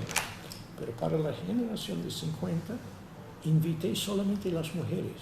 A propósito. ¡Qué lindo! Porque ellas casi nunca tenían el espacio. Nunca tenían el espacio. Y mira, de todos los que vinieron, de las 5 que vinieron, solamente Elvira está con nosotros. Solo Elvira. Entonces fue un encuentro histórico. ¿Tú te recuerdas cuáles son esas 5 mujeres que estaban en este recuento de la biblioteca? Porque la biblioteca hace una exposición, ¿no?, bibliográfica de toda la obra de ellas. Tengo que averiguar. Elvira, Raquel Jodorowsky, Selina Helfgott no ha podido por salud venir, pero la hija de Yolanda Westphalen vino para asistir. Claro, Yolanda Westphalen. Tengo que verlo con los otros 3. Pero sí, ¿no? Están Westphalen, Selina Helfgott, Raquel Jodorowsky, Elvira Ordóñez, ¿no? Sí. Son de las grandes voces, además de la poesía peruana, ¿no? Claro. Y muy acertada esa exposición tuya. Y vamos a ir entrando a los 2 últimos poemarios publicados, que son Sinfonía de Amor y Contrapunto, que se publica en Lima en 1999, y El Caos Murmuró, que se publica en el 2004. ¿Qué ha pasado, ¿no?, en estas circunstancias de la vida? La vida de Elvira ha cambiado, ¿no? Ya no, yo creo que se vuelve mucho más existencialista, mucho más tanática que antes. Este libro tiene un prólogo de Manuel Pantigoso, ¿no?, en el cual él hace un recuento de todo lo que es la sinfonía, porque los poemas tienen una estructura muy especial. Vuelve a los orígenes y vuelve otra vez a trabajar los poemas enumerados por Romanos, pero esta vez los poemas tienen un diálogo en sí mismos, es decir, hay una estructura, ¿no?, en la que está el poema plasmado, pero luego como que una partitura musical que las acompaña y que están señalados en cada poema en negrita, ¿no? Pero el estilo, la profundidad de los versos sigue siendo exactamente el mismo, ¿no? Pero este estilo aparece en Abracanto también. En Abracanto también, un poemario que ella quiere muchísimo. En uno solamente, o sea, el poema está aquí a la izquierda, la página a la derecha, en una sola palabra, que es Abracanto, que la A está en minúscula, nada más de esta sola palabra. Exacto. Sí, ese es un estilo ya marcado en ella, ¿no? Sí. Y este libro tiene una estructura también, no tiene 4 partes. Vamos a ver, creo que tiene 4 partes, me parece. No la tengo aquí. A ver si la tenemos aquí. No la tenemos, porque no está completa esta copia. No está completa, pero sí es un estilo muy, muy particular, pero sigue siendo, ¿no?, desde en todos los poemarios, profundamente humana, profundamente tanática, ¿no?, y profundamente existencialista, ¿no? Sí. Por ejemplo, este poema que lo saco al azar, es el número 6 de este poemario. Dice: en la metamorfosis de tu hallazgo aguardaba mi sombra, esperando el pleamar que volviera a unirnos en la cresta del tiempo. Me debatía en vano por envolverte entre constancia y ritmo, intentando poblar tus íntimos confines y subrepticiamente lograba convertirme en tu telón de fondo. Partida en soledad, mi suma máxima deambulaba en la sombra a ras de la espera. Otra vez, existencialismo puro, poesía en esa temática universal, ¿no?, en la que se ha mantenido a lo largo de los 8 poemarios hasta aquí, ¿no? Vemos a una Elvira Ordóñez que trabaja muy bien la imagen, muy bien la metáfora, ¿no? Pero este es uno de, bueno, 2 de sus hilos que están en todos sus libros, la metáfora, pero también el existencialismo. Y muy pocos poetas que yo conozco peruanos hablan del existencialismo. Y que lo hayan logrado mantener como temática, como eje temático a lo largo de toda la obra poética. Y mira, por una persona que no asistió a la universidad formalmente, que puede entrar en este género, es muy complejo, que otros que son supuestamente académicos no entienden. Exacto, es la verdad. Y vamos a ir al último publicado, que es Ya el caos murmuró, que está publicado por Edita Tú en el año 2004. Tiene un prólogo, en este caso de Gonzalo Portals, ¿no?, en el que nos va a hablar un poco de la estructura del libro, ¿no? Tiene 3 partes bien marcadas, 5 partes, 3, 4, 5 partes bien marcadas, ¿no?, en la que otra vez retoma los inicios y vuelve otra vez a utilizar la numeración para los poemas. Pero si pueden indicar, antes yo mencioné que una de las cosas que yo hago en mi sección 4 es poner el listado de los poemas con su título y la primera línea. Este es otro ejemplo, porque en otros poemarios también hemos visto, el título es nada más de una cifra romana. Exacto. Entonces, cuando yo ficho todo esto, yo tengo que poner, por eso tengo que poner la primera línea, porque si no, no se entiende a cuál. Así es. No habría estructura, ¿no?, si no mencionamos el primer verso, sí, eso es verdad, ¿no? Y sigue manteniéndose en la misma esencia, ¿no? Aquí hay algunas imágenes que yo le pregunté precisamente si eran cuadros de ella, no, me dijo que fueron composiciones que se hicieron en la imprenta para acompañar los versos que ella aprobó, ¿no? Pero no necesariamente son sus cuadros, hay muy pocos cuadros de ella. Es bien curioso que siendo ella una pintora no haya usado sus propios cuadros como portada en los libros. Mira, la tía abuela de la madre de mis hijas, cubana, ella quiso estudiar arte y estaba en Madrid estudiando arte, pero ya después cambió por literatura y ella es una de las más importantes folcloristas cubanas sobre la colonia afrocubana. Y ella destrozó todos sus cuadros para romper con el género y se dedicó a la literatura. Bueno, algo parecido hizo Elvira. Elvira dejó de pintar. Sí. Dice que un día se le ocurrió que ya no más y no volvió a pintar nunca más. Hace muchísimos años que Elvira no pinta. Entonces, y sus cuadros son magistrales, sí, los puedes ver en su casa. Entonces esos 2 señores hicieron lo mismo. Pues ahí vemos ese diálogo, ¿no?, sí, entre las épocas y entre las mujeres de esas épocas y de cómo se pensaba en esas épocas, ¿no?, y cómo las mujeres reaccionan frente a las situaciones sociales que tienen que enfrentar, ¿no? Es desgarrador. Voy a leer un poema de este libro, es el número 12, dice: donde el relámpago estaciado cual la nota infinita que sostenga la herida y la trascienda, cuando el total encuentro del nivel del sosiego, siempre pendiendo del último equipaje para empezar a despuntar edades en círculos de ovillos insaciables. Se reitera lo que nosotros hemos venido afirmando, ¿no? El existencialismo, la poesía siempre universal. ¿Cómo se puede lograr esto? ¿No? Esto es un don. Es un don, definitivamente.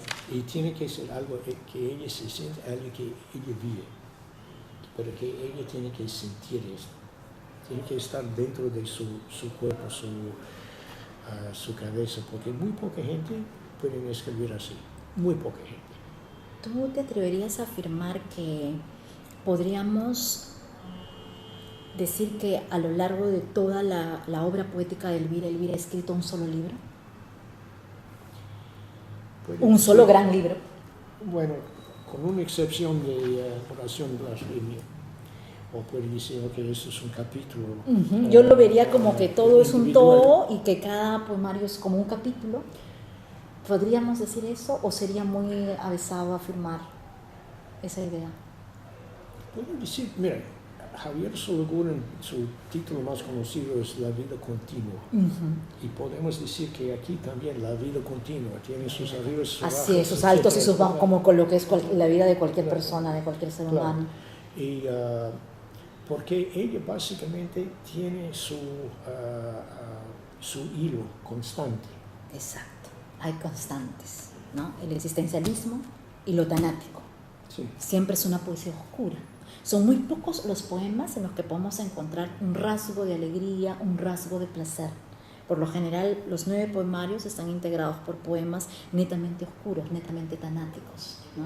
Sí, pero con sus poemas de amor, ahí ves luz. Exacto. Ahí ves luz. Aunque a veces el amor también es un amor frustrado, es un amor inacabado, es un amor no completo, ¿eh? Sí. ¿No? O sea, no es un amor de placer, ¿no? De éxtasis. Es un amor, sí, que ha tenido sentimientos, que tiene a veces unos picos, pero que luego decae. Sí. ¿No? Pero eso es normal. Todos nosotros hemos tenido picos y bajos. Exacto. Entonces sí podríamos afirmar que podemos tener una obra, un solo libro con diferentes capítulos a lo largo de la poesía de Elvira Ordóñez. No, yo creo que podemos decir eso. Podemos afirmar eso, nos atrevemos a decirlo y a coincidir en las ideas. Sí. Dentro de este trabajo bibliográfico que tú has realizado sobre Elvira Ordóñez, ¿qué otros aspectos has considerado aquí? Mira, hay una cosa que es muy pequeña en la obra de Elvira, pero creo que es importante mencionarlo, porque estamos hablando de la persona. Y de la obra completa de esta escritora. Encontré 5 cuentos que fueron publicados en 2 publicaciones entre 2001 y 2007. Exacto. Y ella no está conocida como cuentista. Exacto. Es una muy buena narradora también. Sí. Y es una faceta de la escritura de Elvira que no se conoce. Y escribe muy bien. Y entró en este género, y creo que es importante que mencionamos que existe este género. Así es. Y que vale la pena leer sus textos. Por ejemplo, solamente voy a leer los títulos. Por favor. ¿Okay? Es una manera. Congénitamente pobre. Congénitamente pobres. Es un cuento precioso que además está ambientado en un hecho real de su vida. Sí. Y el final ya es, o sea, de algo muy marcado. Muy marcado, muy preciso. Muy en línea con su poesía, ¿no? La huida, igual, algo muy preciso. ¿Okay? El lobo, otra vez, algo muy preciso. ¿Okay? Últimos recuerdos, esto debe ser algo, también yo leí esto hace mucho tiempo, creo que es algo de muy tierno, muy bonito. Sí, pero hay que señalar que Elvira Ordóñez además ha pertenecido siempre a un grupo de narradoras muy connotadas, donde está Celide Chávez, Carmen Luz Gorriti, que forman el grupo denominado El Anillo de Moebius, y que me imagino estas publicaciones las has tomado de estas publicaciones de estas escritoras. Claro, todas son del círculo literario Anillo de Moebius, porque ellas además se han preocupado de siempre tener sus talleres, pero al mismo tiempo de esos talleres plasmarlos en una publicación. ¿No? Entonces aquí hay muchas narradoras. Catalina Bustamante también está antologada en este círculo de Anillo de Moebius, que además nace en casa de Elvira Ordóñez hace muchísimos años, que es cuando yo la conozco por primera vez, porque he integrado a este grupo de narradoras y por supuesto no he terminado de escribir ningún cuento. Pero también tú mencionaste arte, también Arte y tiempo, claro, la faceta de gestora cultural propiamente dicha de Elvira Ordóñez. Claro, ¿no? Y como Lidia Cabrera en Cuba empezó en este género. Pero encontré 3 ilustraciones de ellas publicadas. ¿Okay? Uno está en su propio poemario, La palabra es fuego, la primera edición. ¿Okay? Otro es la carátula del poema de Elvira Ordóñez, por Elvira Ordóñez, de Alvariño Vivo en ti. Ajá. ¿Okay? Del poemario Vivo en ti. Sí. Y después la ilustración también de la carátula, un cuadro óleo original de la autora para la palabra en su sueño. Y esa es de la segunda edición. De la segunda edición, La palabra y su fuego. Claro, entonces ese está en su casa, no están expuestos. No están expuestos, esa es una pena. Entonces, para ver el arte de Elvira que está compartido con nosotros públicamente, son solamente esas tres. Solamente esas tres carátulas, sí, es verdad. ¿No? Aunque en su momento yo sé que hizo varias exposiciones de pinturas, ¿no? Con su maestro, pero no hay acceso a toda esa producción artística. Elvira es una artista completa porque es una bailarina de ballet, es una pintora, es una escritora, y una de las artes que la va a acompañar desde la infancia hasta la actualidad, hasta este año 2017, es la poesía. La poesía es el único arte que ella no ha abandonado desde que tiene uso de razón hasta la fecha. Bueno, cada uno tiene sus momentos. Y qué género va a seguir, ¿no? Exacto. Los dos sacrificaron el arte para las letras, para la poesía. Otros ya cambian por el otro, ¿no? Así es. Por ejemplo, Carmen Ollé empezó como poeta, dejó la poesía y ya es narradora y novelista. Así es, y se dedica a la narrativa. Y yo le pregunté por qué, me dijo porque puede expresarme mejor, con más libertad, etcétera, con la prosa que con la poesía. Si a mí me preguntan eso, yo diría lo contrario. O sea, yo me siento más libre cuando escribo poesía. Siento que en la narrativa me siento atrapada porque tengo una estructura. Sí. En cambio, en la poesía yo siento plena libertad. Pero claro, ese es un concepto muy personal, ¿no? Y todos tenemos derecho a discrepar. Todo es personal. Y además, si tú ves a Carmen también, ella no es muy alta, su poesía es bien fuerte. Sí. Y si tú conoces a Carmen, la persona más suave, dulce, más tierna, amorosa, dulce que puedes imaginar. Entonces tú dices, ¿cómo escribió esto? Tú lees el libro y dices, ¿cómo es que tu nombre aparece acá? Claro, como que no hay una concordancia, pero eso es lo lindo, ¿no? Y eso es lo bueno, además, ¿no? Que no haya concordancia. Mientras que al contraste, tú lees un libro de Elvira, tú conoces la persona, tú puedes entender por qué su nombre aparece acá. Claro, en ella está todo, ¿no? Es un universo completo. ¿Tu investigación bibliográfica termina en qué aspectos de la obra de Elvira Ordóñez, Richard? Bueno, lo que yo trato de hacer es recoger todos los datos de sus libros que ya tenemos,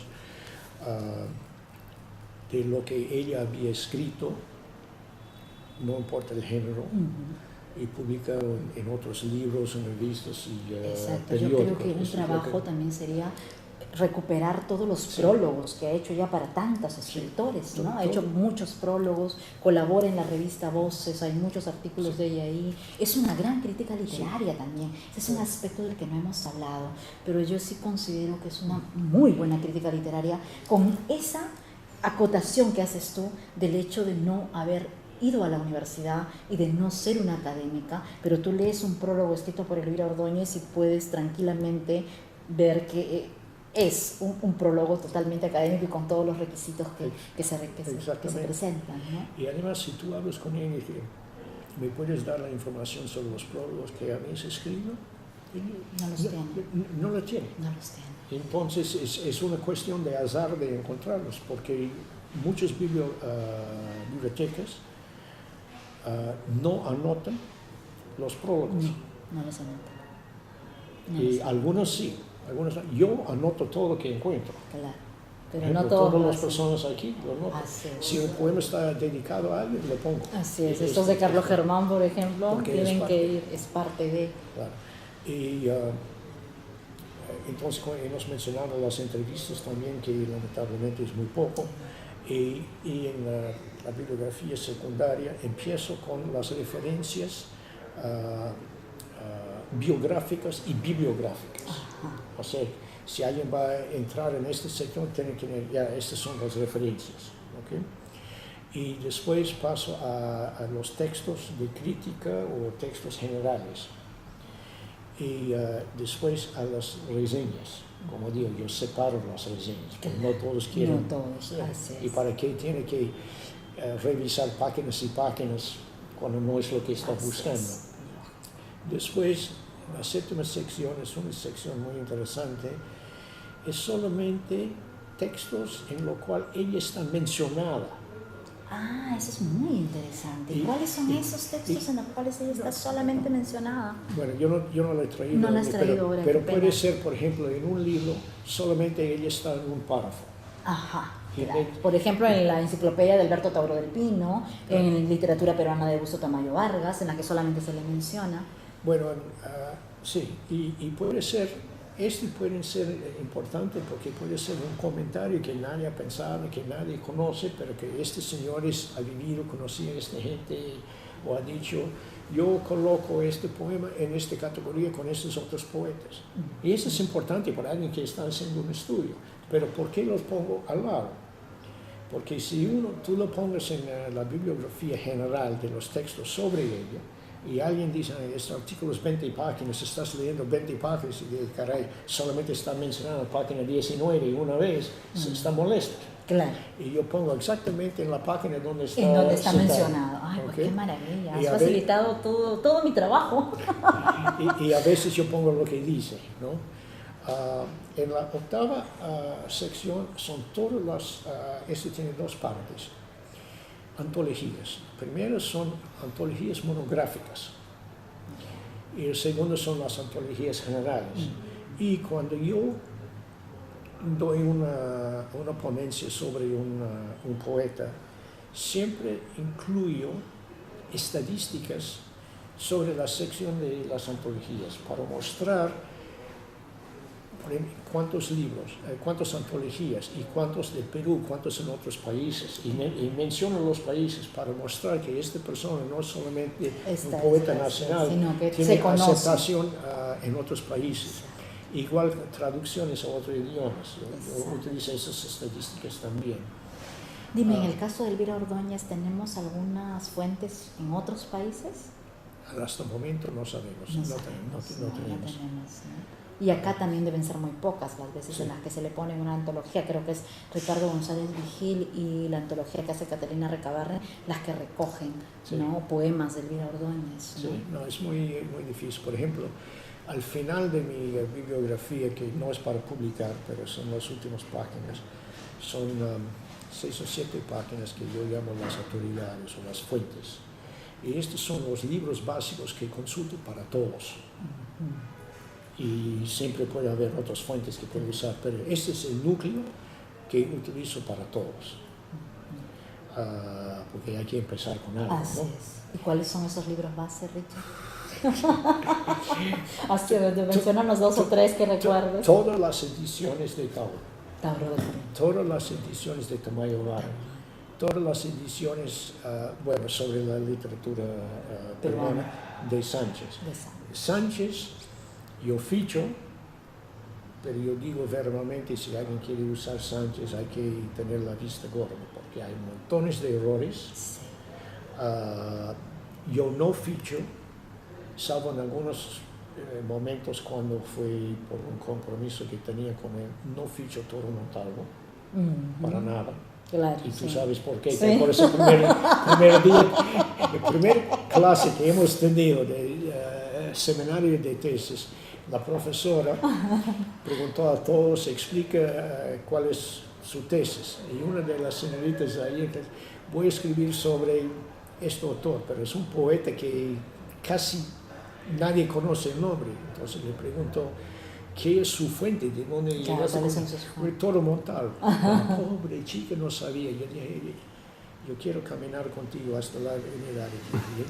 Y ella no sabía por qué. Las 4 paredes y el techo se desplomaron por encima de su casa. Cuando mencionó el nombre. Yo dije, mira, en un mundo académico a este nivel, a esta calidad que tenemos, tú no mencionas este nombre. No puedes. Y yo lo conozco a él y él me ayudó cuando empecé. Yo no sabía nada de él, pero me ayudó muy bien.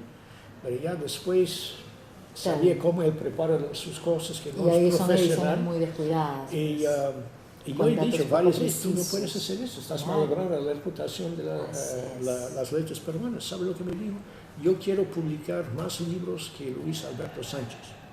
Bueno. Y dije, pero César, no es cuestión de cantidad, es cuestión de calidad. Exacto. Mejor tener 5 libros bien hechos, que todo el mundo respecta, que 25 libros que nadie respecta. Exacto. Pero bueno, a veces no lo entienden, ¿no? No, para nada. Bueno, volviendo a Elvira, entonces tenemos... Y hay una novena sección que es más una canasta de datos, no pretendo que es completo para nada, pero si me llega información que, por ejemplo, ella fue jurado en un concurso de poesía. Exacto. O participó en ciertos congresos, entonces, seminarios, ¿no? Pero si encuentro un libro, un poema, un cuento dedicado a la persona, sí es de ficha. Claro. Como en este caso sobre Carlos Germán Bell, y eso está en la tiene que bibliografía tiene que estar fichado. Y, porque esta es otra forma de homenaje. Así es. Y ya con esto cierra la bibliografía. Muy bien. Y con eso has cerrado, digamos, momentáneamente, porque siempre va a haber mucho más que poner, ¿no es cierto? Lo que mucha gente no entiende es lo que yo voy a decir ahora por la cámara y para ti. Una bibliografía nunca está terminada. Exacto. Es que el trabajo de investigación nunca está terminado. Nunca se termina. Llega a un punto de cierre porque tenemos que cerrar, porque hay que entregar la tesis, hay que entregar el trabajo, pero no llega a terminarse, ¿no? Porque la historia se sigue escribiendo. Sí. Ha sido un placer conversar contigo. Igualmente, esta mañana. Pero no estamos terminando. Y ahora que la cámara está prendida. Ajá. ¿Qué más quisieras agregar? Dime, somos amigos, ¿no? Somos totalmente amigos. Entonces, ¿te prometes portarte bien? Siempre me porto muy bien. ¿O tú crees que no? ¿Tienes objeciones? Pobre Antonio. Bueno, un obsequio. ¡Oh, no! Tienes un ejemplar de Abracanto, mira esto. Es un ejemplar único, porque no hay más ejemplares. Elvira tiene uno, para mostrarlo ahí en cámara. Uno. Tú tienes uno y tienes este además, qué maravilla. Mira, esta foto preciosa además de Elvira Ordóñez. Sí, muy bonita. Linda. Una dama elegante. Mira, ahí vamos a hacerle una toma a la foto. Es una foto preciosa. No sé si ella la conserve, porque hay todo un recuento de fotos. Ella tiene un álbum muy bonito sobre todas las actividades de arte y tiempo y todos los homenajes que hizo. Y hay unas fotos preciosas ahí con Tamayo, con Tauro, con Cata Recabarre. Muchísimas gracias, eres lo máximo. Pues voy a tener que hacer que Elvira me lo firme, porque voy a decirle, conseguí un ejemplar de Abracanto y ella va a enloquecer. Bueno, este libro que yo acabo de conseguir de ella. Bueno, yo te consigo y el caos murmuró, porque esto sí José lo tiene. Es un error aquí, yo no sé por qué aparece aquí, porque está aquí y lo tengo. Ve. Tengo que borrar aquí hay que borrar ahí. Pero lo que acabo de comprar con esto justo, el mismo día, es cuando las sombras hablan. Ya. Y este es el único que tengo que no está firmado por él, porque acabo de conseguirlo. Pues habrá que ir yo debería llevar, claro. Yo quise llevar a la el cena viernes, otra noche, claro. pero yo dije, no, mejor, porque va a parecer pretenciosa. Pues vamos los dos entonces, tú con tu ejemplar y yo con el mío. Vamos a su casa. Vamos a su casa, tomamos café, exacto.